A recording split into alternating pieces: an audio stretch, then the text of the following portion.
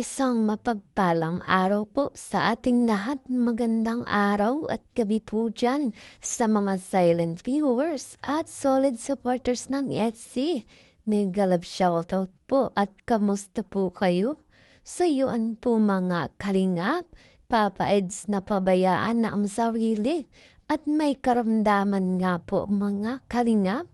Itong si Beyonce at Papa Eds nga natin, wala ng oras sa isa't isa mga kalingap. At itong si Beyonce nagtatampo daw dito dahil kay Early mga kalingap. Yan po ang ating pag-uusapan maya-maya na lamang.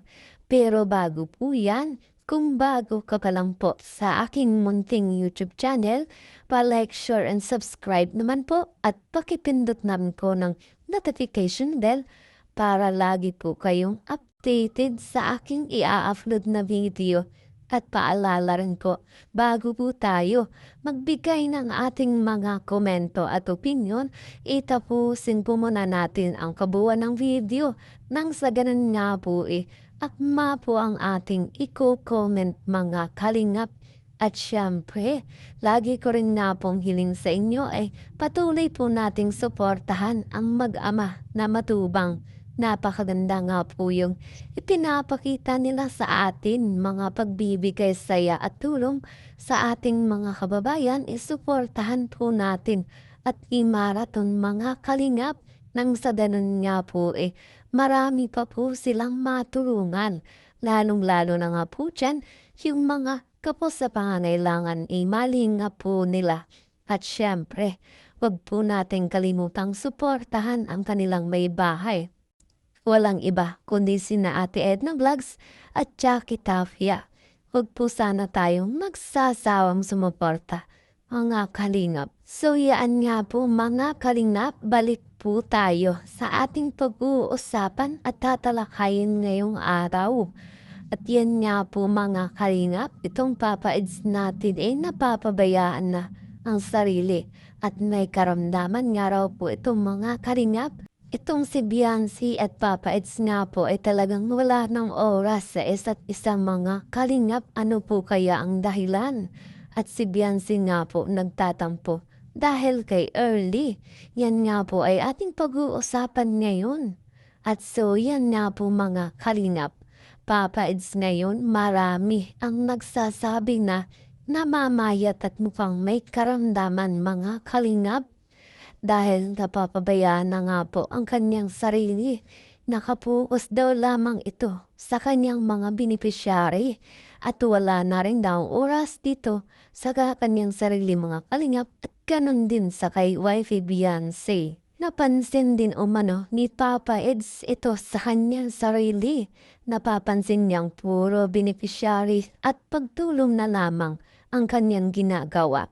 At yun nga po lamang ang kanyang upload o binablog itong patungkol sa kanyang beneficiaryong mga kalingap na naging usap-usapan din ng mga manunood at sumusuporta sa kanyang vlog. Sinasabi ng ilan na bigyan niya ng oras ang kanyang sarili at ganun din ang kanyang wifey fiancé. Nawawalan na umano ito ng atensyon at oras o panahon kay Beyonce na kung saan si Beyonce natin nalungkot at nag-alala nga po sa kanya mga kalingap. Marami din nga po ang nakapansin na si Papa Eds natin ay namamayat at mukhang may karamdaman. Nakikita natin si Papa Eds at mukhang matamlay sa kanyang mga vlog. Minsan nakikitaan din natin ng masayang mukha kasama ang kanyang mga beneficiary at mukhang dito siya masaya at di na kay Beyonce mga kalingap. Pero para sa akin, di sa lahat ng oras at pagkakataon mga kalingap ay pwede nating diktahan ang isang tao sa kanyang mga ginagawa dahil may kanya-kanya tayong plano o paniniwala sa buhay. Ihalintulad na lamang natin ngayon sa mga ginagawa ni Papa Eds. Tumutulong sa mga mahihirap at dito nga po siya masaya mga kalingap. Meron nga po siyang plano at desisyon sa buhay na di natin pwedeng husgahan na lamang at turuan. At tulad ng sinabi ko, may kanya-kanya tayong kakayahan mga kalingap. pwede tayong magbigay ng mga komento o opinyon na makakapagbigay saya at lakas ng loob. Pero huwag ang masamang hangarin at ikakasama lamang ng loob mga kalingap at baka ito pa nga po yung magiging dahilan ng kanyang pagkawala ng tiwala sa sarili. Tumutulong si Papa It's dahil yun ang kagustuhan at masaya siya dito, mga kalingap. May ilang tao na totoo at may concern sa kalagayan ni Papa It's na ngayon mga kalingap ay sobrang nag-aalala sa kalagayan niya. Sinasabing sarili muna ang unahin bago ang iba. At ganun ding ang sinabing bigyan niya ng oras si Beyonce dahil nawawalan na nga ito ng panahon kay Beyonce mga kalingap. Samantalang si Beyonce natin ay nag-aaral at sobrang busy din po itong si Papa Eds kung kaya laging di magkatagpo ang kanilang oras o pagkakataon sa kanilang dalawa. Kung kaya ganun na lamang ang mga komento na wala nga raw oras itong si Papa Eds kay Beyonce. Sa mga hindi nga po nakakaalam sa mga ganitong sitwasyon ni Papa Eds at ni Beyonce, talaga namang basta-basta na lamang magbigay ng mga hindi magandang komento mga kalingap. Kung ating alamin pa ay itong si Beyonce at Papa Eds ay nagkikita lamang kapag merong vlog ang love team nila. Tulad nga po ng mga kaganapan sa mga anniversary at sa bawat part ng Etsy, ayun nga po maging sa live selling nila sa Build It Box. Ganito kamasunurin itong si Beyonce at si Papa It's natin mga kalingap at hindi nga po tulad ng ibang love team na talagang hindi sumusunod sa mga patakaran ni Kalingap Rab mga kalingap.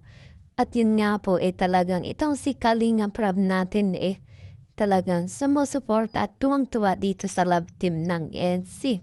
At kung saan, pero minsan nga po itong si Papa Eds natin talagang pumupunta dito kay Beyonce kung kailan mga kalingap, wala siyang trabaho o wala siyang vlog mga kalingap. At syempre hindi lamang nga po si Beyonce ang kanyang binibisita doon, kundi ang magulang din ni Beyonce mga kalingap na ito nga po ay alam din na Kalingap Rab mga kalingap at kahit nga po walang kamera, talagang pinapaalam pa din ni Papa Eds dito kay Kalingap Rab mga kalingap ang kanyang mga pagpunta dito kay Beyonce. Siyempre bilang isang namumuno at beneficiary nga po ito ni Kalingap Rab si Beyonce. Talagang itong si Kalingap Rab lamang ang may karapatan mga kalingap. Lalong-lalo na nga po pagdating sa mga sponsor dapat nga po kay Kalingap Rab mga kalingap dumediretso o dumadaan yung mga pagtulong dito para kay Beyonce.